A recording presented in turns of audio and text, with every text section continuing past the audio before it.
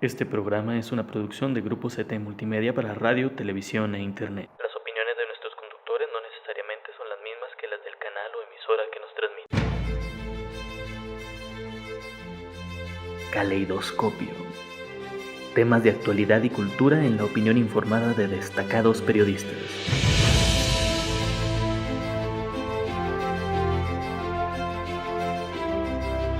Caleidoscopio.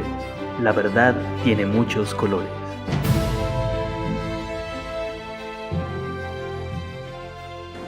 Bienvenidos a Caleidoscopio, la verdad tiene muchos colores y nos encontramos ya en el panel. Sergio Painberg, ¿qué tal? Buenas noches. Hola Franco, muy buenas noches a todos. Buenas noches. Roberto Fernández, que también estás de repente con nosotros, qué bueno que nos acompañas. Absolutamente campeón, claro, y con precisamente un panel de lujo, campeón, ¿cómo me voy a rehusar? Ahora tenemos un muy buen tema para tratar y bueno, tenemos a apoyo de lujo, como dice Roberto, los abogados Luis Fernando Garay. ¿Qué tal? Buenas Franco? noches. Buenas noches a todos. Ignacio Salcido.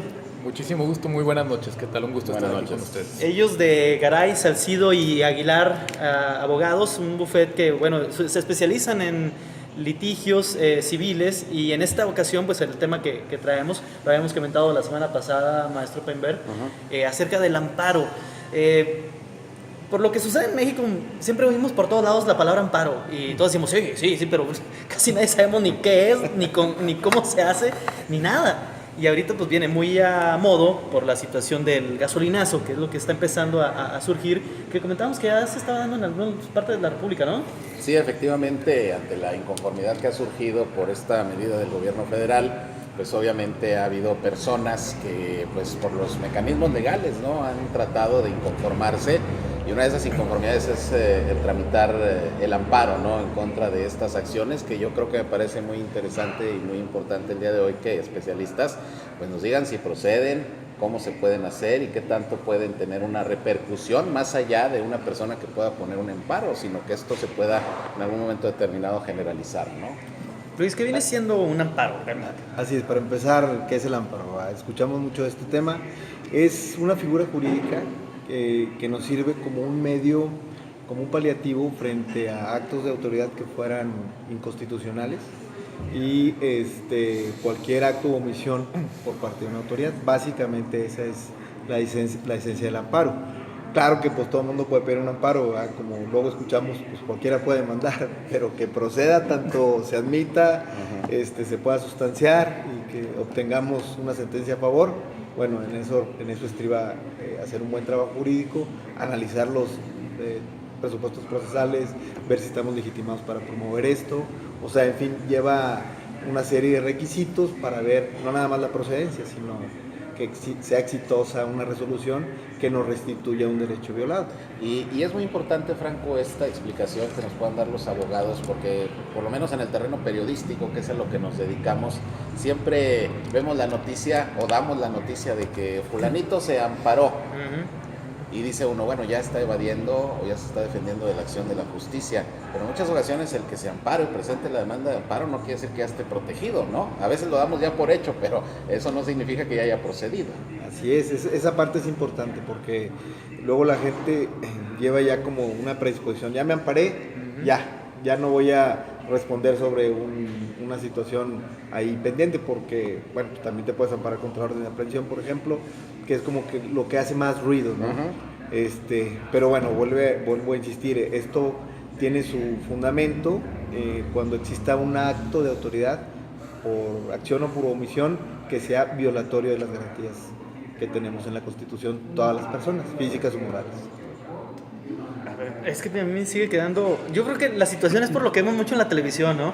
Ignacio, a ver, yo sí era de la idea de que no, ya me amparé, ya la hice, porque digo, pues así se van los gobernadores, así se van los alcaldes, así se van haciendo actos criminales completamente, pues, como si nada, ¿no? Entonces... Le acaban de dar uno a Rodrigo Medina. A Rodrigo León Medina. ya se lo aprobaron, por ejemplo, ¿no? A ver, ¿qué onda aquí? ¿Cómo ustedes? Lo que pasa es que precisamente el medio periodístico, como bien lo comentabas ahorita, confunde mucho una de las figuras del amparo con el amparo en sí mismo. Cuando una persona pide amparo, se puede pedir también una medida cautelar, que son medidas emergentes para evitar que subsistan violaciones de derechos fundamentales. Cuando se pide, por ejemplo, amparo contra una orden de aprehensión, se concede en muchas ocasiones lo que se llama suspensión del acto reclamado. La suspensión del acto reclamado consiste en paralizar el mandato de la autoridad que se está tildando de inconstitucional en la demanda de derechos fundamentales. Para que esa medida proceda, es una mera medida cautelar.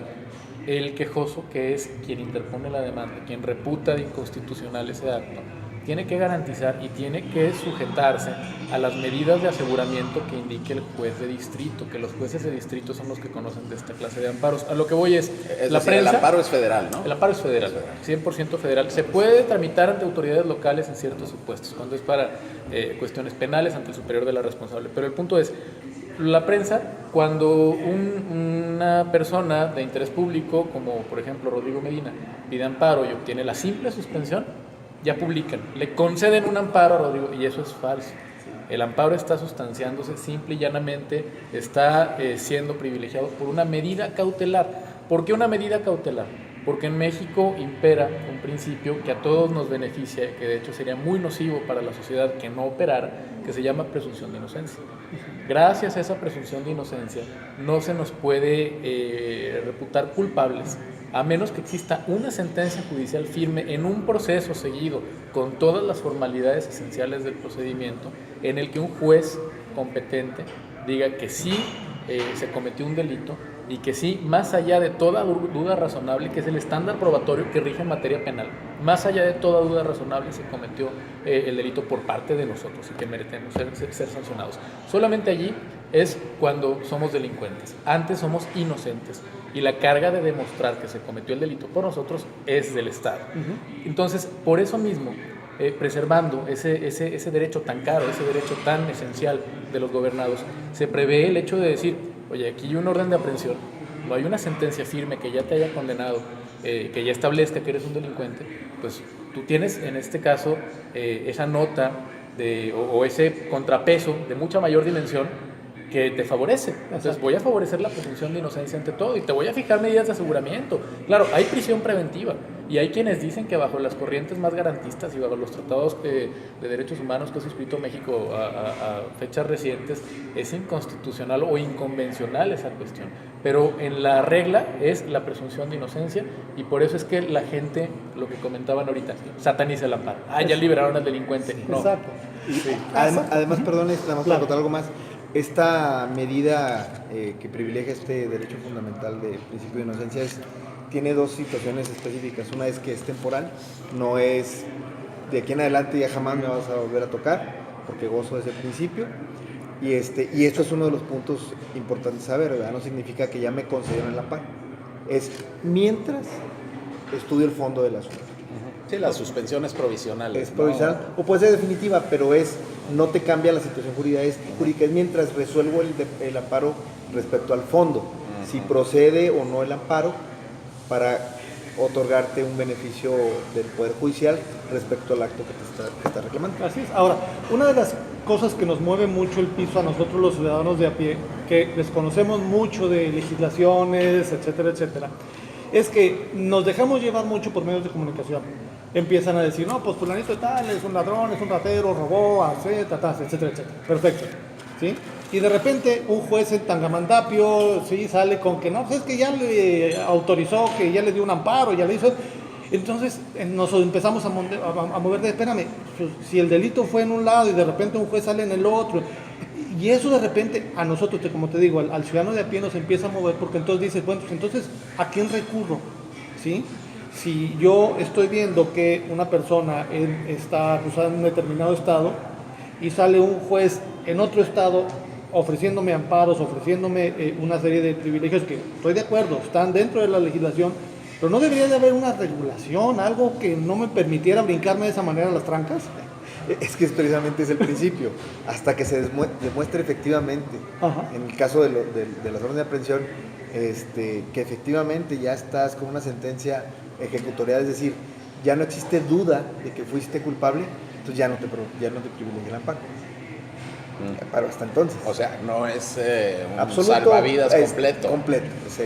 Es mientras está mi situación indefinida.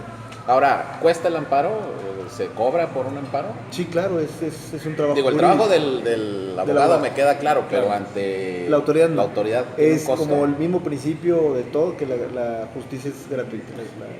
Sí, que de hecho también hay en el Poder Judicial de la Federación un servicio de abogados de oficio que reciben capacitaciones y se puede decir que son muy eficientes. Sí han invertido en escuela judicial, han invertido en cursos, han invertido en actualizaciones y ellos no cobran. Es una defensoría de oficio del Poder Judicial de la Federación. Eso es por lo que es el trabajo jurídico, Exacto. como contratar Y un el abogado amparo privado tampoco, sí. o uno de oficio.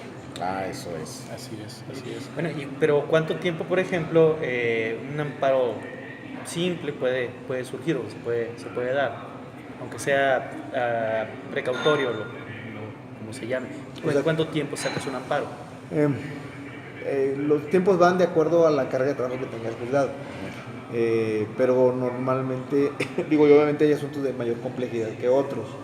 Los amparos muy simples pueden resolverse en 2 meses y medio, 3 meses, y hay otros que se llevan, digo, lo hemos visto, ¿no? Es hasta un año en resolverse.